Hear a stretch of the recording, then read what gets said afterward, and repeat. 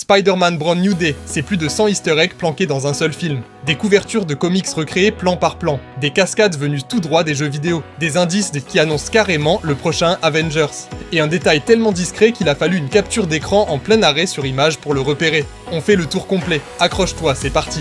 Les clins d'œil à la trilogie précédente. Le tout premier logo Marvel du film, il n'est pas anodin. Il montre des souvenirs de Ned et MJ avec Peter, sauf que Peter disparaît progressivement de chaque scène. Une façon ultra maligne de rappeler en 10 secondes que plus personne ne se souvient de lui.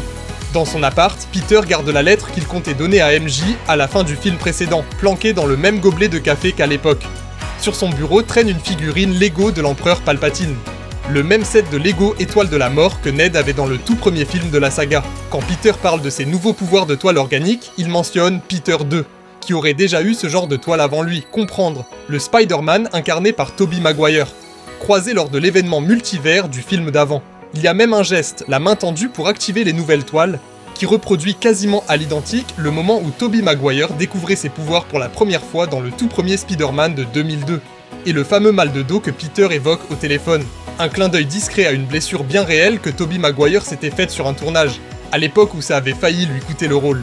Les hommages aux couvertures de comics. Le film recrée carrément la couverture du tout premier comic Spider-Man de 1962, celle où le héros rattrape un criminel en pleine chute.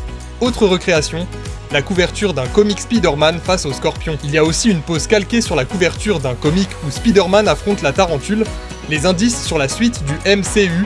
Un personnage venu d'une récente équipe de héros mentionne clairement que ce que fait Spider-Man, c'est du menu fretin comparé à ce que son équipe gère.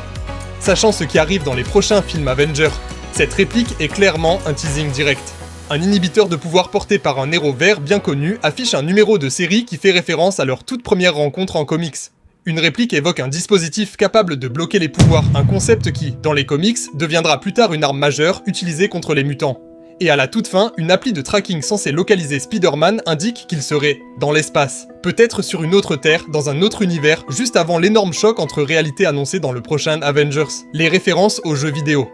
Plusieurs mouvements de combat sont directement inspirés des jeux Spider-Man les plus populaires du studio Insomniac, confirmé par Tom Holland lui-même. L'appli qui permet aux habitants de signaler des crimes à Spider-Man fonctionne exactement comme l'appli du meilleur pote dans les jeux vidéo. Une prise au sol après un saut, une technique où le héros s'accroche à un ennemi avant de basculer par-dessus lui, des grenades explosives à toile, un ennemi plaqué au mur d'un coup de toile.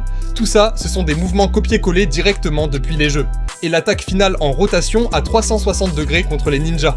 Elle rappelle furieusement une capacité ultime bien connue des joueurs de jeux de combat Marvel récents.